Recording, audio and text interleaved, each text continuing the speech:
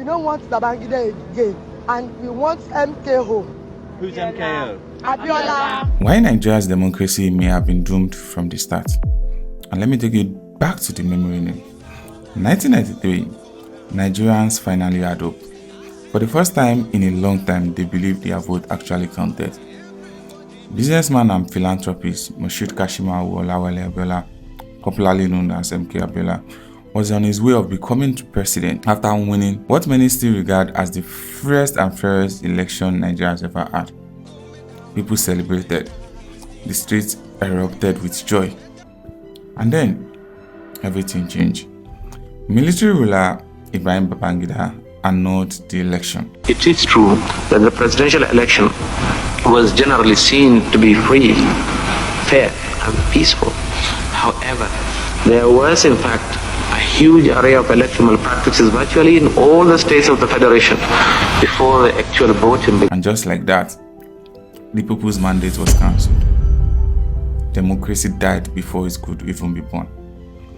Not long after, General Sani Abacha seized power and Nigeria returned back to the military rule. However, Abiola refused to surrender his mandate. It is incredible. In view of all this, I find the conclusion unfortunate but inescapable that the federal military government is guilty of bad faith, pure and simple. No one has accused me of any offense against any non-electoral law or regulation.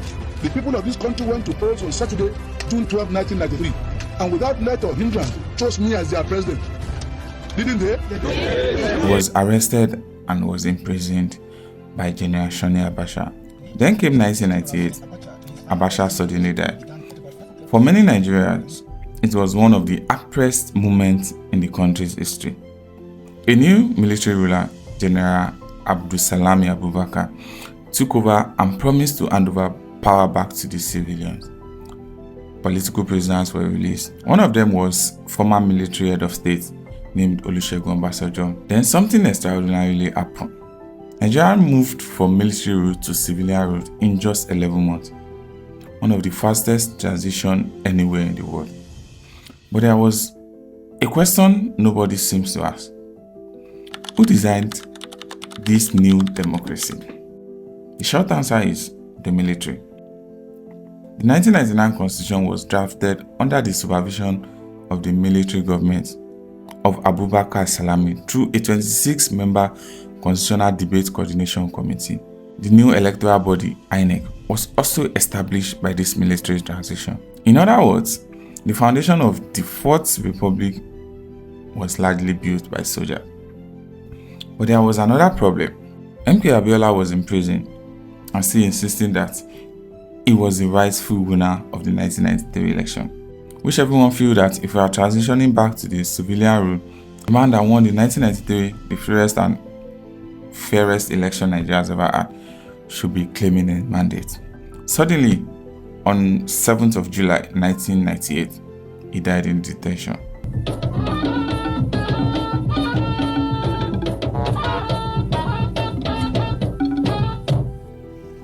The federal government regrets to announce the sudden death of Chief MKO Abiola at about 4 o'clock this afternoon, apparently of cardiac arrest, during a meeting which was being held by Nigerian and United States officials with him. Officially, he died of a heart attack. Unofficially, many Nigerians believe something much darker had happened. His death sparked protests and unrest, especially across the southwest.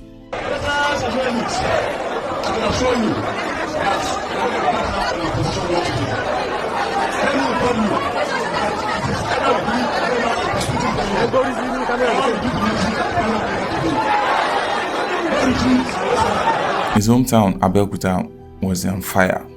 The country was on the edge. The military needed a solution. They needed someone acceptable to the north, which is very essential for you to become Nigerian president.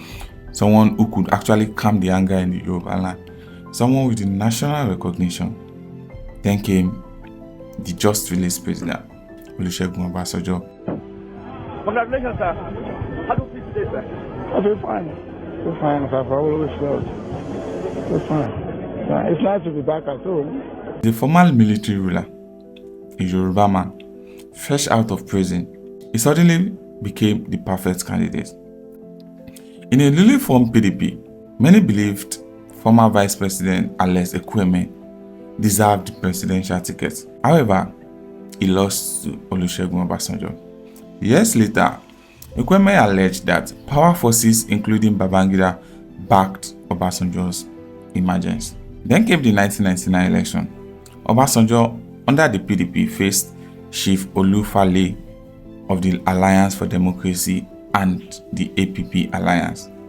The election itself was heavily criticized. Many observers considered it deeply flawed. The phrase used to describe it: gold, guns, and goons. Even the former US President Jimmy Carter, who observed the election, said, and I quote, "There was a wide disparity between the number of voters observed at the polling unit and the final result reported from several states." He concluded that it was impossible to make an accurate judgment about the outcome. Then think about it. A constitution that is defined by military rulers, an electoral system created by the military, a president who was himself a former military head of state, an election whose credibility was questioned from day one. This was the birth of Nigeria's fourth democracy in 1999.